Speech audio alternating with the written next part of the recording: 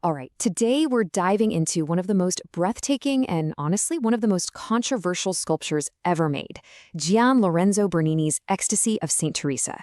We're talking about a work of art that tries to capture a moment of intense spiritual union, a vision so powerful that it's been captivating and, let's be real, confusing people for centuries. So let's get into it. And here it is, housed in a chapel in Rome. I mean, just look at the sheer drama of it.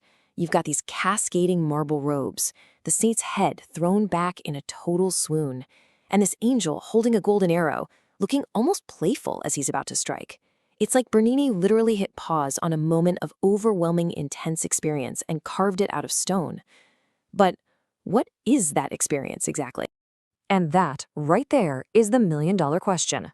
Is what we're looking at a depiction of divine bliss? Or is it something, well, a lot more earthy?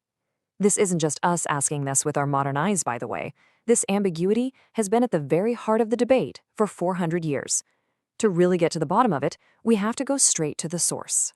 Yeah, to understand the sculpture, you have to understand the woman herself, Saint Teresa of Ávila. She was a 16th century Spanish mystic, and Bernini wasn't just making this scene up out of thin air. He was working directly from her autobiography, illustrating a very specific vision that she described in her own words. And this experience, it actually has a name, transverberation. It's this mystical state where a person feels like their heart is literally being pierced by divine love. And the key thing to get here, the real paradox, is that it's described as being both agonizing and blissful at the exact same time. I mean, listen to how she puts it. She talks about an angel stabbing a fiery golden spear into her heart over and over again. The language is just incredible. The pain was so bad she cried out loud, but the infinite sweetness was so intense she never ever wanted it to stop. It's a sweet pain, a wound that brings total rapture. Okay, so you hear that language, pain and pleasure, all mixed up, and you can probably guess why it's caused such a stir for centuries, right?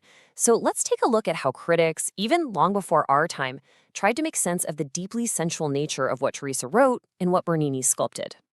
And here's what's really fascinating. This whole erotic interpretation, it's not some new idea we've just projected back in time. No way. As far back as 1857, a critic called it a hysterical feint brought on by a lustful angel. The famous sexologist Krafft Ebing saw in it the kinship of religion, lust, and cruelty. And then in 1931, the historian Egon Friedel used a very specific word for it, algolagnia. So what is algolagnia? It's an old-school psychological term, a precursor to modern ideas like sadomasochism that basically describes deriving pleasure from pain.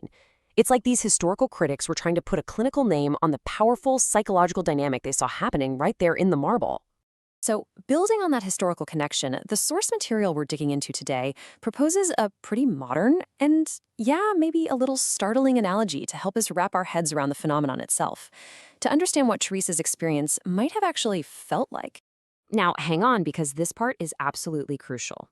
Let's be crystal clear here. The source is not saying that St. Teresa's vision was BDSM. It's offering it as an analogy, a framework for comparison, to help us understand how an experience of intense pain could be transformed into something ecstatic and transcendent. This is all about comparison, not equation. So let's actually break this comparison down. In both cases, the experiences are often highly structured. For Teresa, you've got the whole ritual of prayer and spiritual guidance. In BDSM, you have agreed-upon roles, safe words, and aftercare. Then there's the body.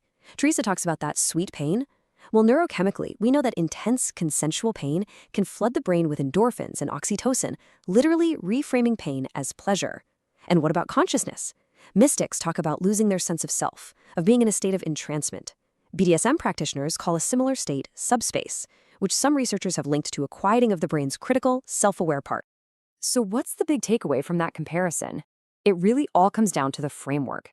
Whether it's the absolute trust a mystic has in God, or the trust between consensual partners, it's this structure of safety that makes a profound release and a feeling of transcendence possible. You could almost call it a kind of ordered vulnerability. And this whole parallel, it opens the door to an even bigger, more radical idea that the source explores. This concept of a theology of lust. The idea that our physical, passionate, even erotic feelings aren't separate from the divine, but could actually be pathways to it. And you know what? Teresa was not some outlier. The Christian mystical tradition is actually filled with this kind of intense physical language. I mean, the Bible's Song of Songs is basically erotic poetry used as a metaphor for God's love. John of the Cross, a contemporary of Teresa's, wrote about the wound of love. And you can go back to medieval mystics like Matilde and Hadowich, who wrote passionately about their ecstatic and erotic love for God. So when you put all this together, what are we really looking at? It points to a perspective on faith where the body isn't an obstacle to get past, but a vehicle for spiritual experience. It argues that our deepest physical and emotional experiences, yep, including the erotic ones, can be totally legitimate places to encounter the divine. There was this French philosopher, Georges Bataille, who really leaned into this idea. He argued that the sacred often shows up in moments of transgression, in these intense experiences that push us past our normal, everyday limits. For him, the erotic and the sacred weren't opposites at all. They were deeply, profoundly connected. So let's bring it all back to where we started, back to Bernini's masterpiece. When you look at it through this lens, it stops being a simple question of is it holy or is it erotic? Instead, it becomes this incredible depiction of a moment where those categories just collapse into each other. A moment where body and spirit, pain and bliss, the human and the divine all come together in one single overwhelming vision. And that really leaves us with a final big thought to chew on. Maybe the real challenge of St. Teresa's Ecstasy isn't about pitting sex against religion. Maybe it's challenging our most basic ideas about ourselves. It kind of makes you ask, is our neat and tidy separation of the body from the spirit, of the holy from the erotic, a fundamental misunderstanding of what it means to be fully, completely human?